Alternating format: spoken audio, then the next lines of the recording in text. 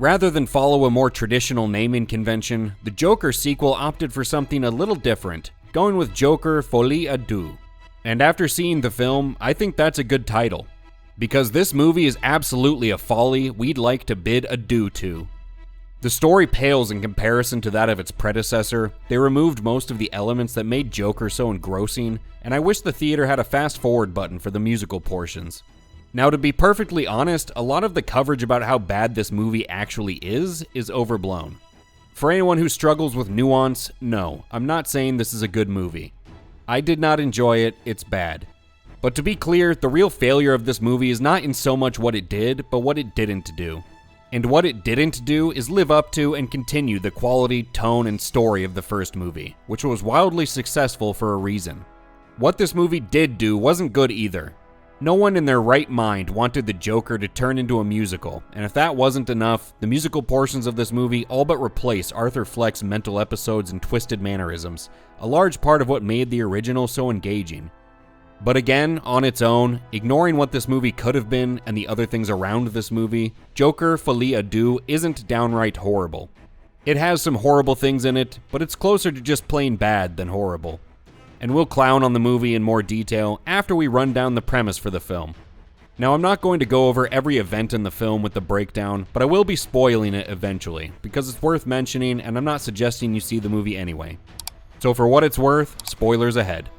The movie starts with an animated segment showing Arthur's shadow breaking free of the man himself and overshadowing him in the spotlight as Arthur tries to wrestle back control.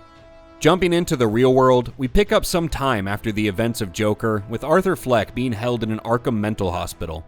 He's been ruled competent to stand trial for the crimes he committed in the last movie, and he seems to be losing his spirit and his resolve as the trial gets closer and closer. He's reinvigorated after he meets Lee Quinzel, this universe's take on Harley Quinn.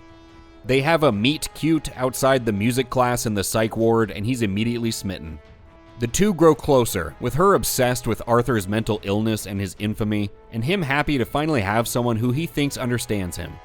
She tries to help him in his legal defense against the counsel of his lawyer, and the trial gets underway. Outside the courthouse, Arthur still has the cult following he garnered at the end of Joker, and they're determined to see their cult hero beat the charges, and to turn the courtroom into a circus. And with the spotlight and all eyes on him, the Joker is ready to perform. Just not in the way you'd expect. Now, not addressed in that rundown is the sheer volume of musical numbers in Joker 2. I can't bring myself to say the French title every time. I have more dignity than that. This isn't just a movie with some musical elements to it, this is a full-on musical. Now, it's not entirely as ham-fisted as it sounds, because this movie turns his and Lee's musical numbers into his coping mechanism for his mental episodes this time around. When he's stressed or overwhelmed, he retreats into his mind and the music takes over. There are themes to pick up on within the songs and when and where they happen, so it's not entirely fruitless. But the real problem with this, in my view, is that their inclusion almost completely replaced the coping mechanisms we saw in the first film. Those engrossing episodes of painful laughter and psychotic outbursts are relegated to only a few appearances here. And those played a major part in drawing you into the first movie. That instability was what made the character captivating and the performance so incredible. But now, instead, he's singing and dancing and masking the very things that made the Joker deeply interesting and worth exploring in the first place. When the music died down, however, the story didn't live up to its predecessor. The first movie saw the Joker on the outside, trying to live in a society that he doesn't fit into and that isn't suited to deal with him. And that led to the shocking, brutal, explosive events we saw in Joker. But here, he's confined to the mental hospital and the courtroom.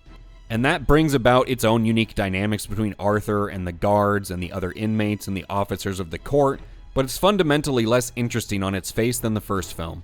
There were a few moments where I thought the movie might turn a corner and dial in the story into something interesting, but it never materialized. The movie also brings back the idea of an unreliable narrator, as what Arthur sees is not always what's actually happening.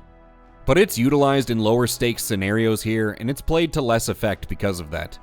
Now, rewinding to the beginning, I can actually appreciate the theme that animated segment set up. Arthur is feeling overshadowed by his own shadow. The Joker, the persona that became an immediate cult hero in Gotham, has become its own entity, separate from Arthur himself. And that character is the one truly in the spotlight. So just like in the animated intro, Arthur finds himself trying to wrest control back from the Joker character that's become larger than life, and larger than him. And when he does finally get control back from his alter ego, Lee wants nothing to do with him because she wanted the shadow. I think it's a fine concept to explore, but it just amplifies the feeling that the second movie could have been just as good as the first if they had cut the music, or at least limited it, and focused back in on his mental struggles and how they impacted those around him. There's an idea here that could have been good, but this movie took a different path, to its detriment. Still, while I didn't think this movie was quite the awful monstrosity it's been described as, it's still chock full of awful things that I and many others didn't want to see. I didn't want to see Arthur being bullied into kissing a dude. I didn't want to see Joaquin Phoenix bang Lady Gaga in solitary confinement. I didn't want to see him getting sexually assaulted by prison guards.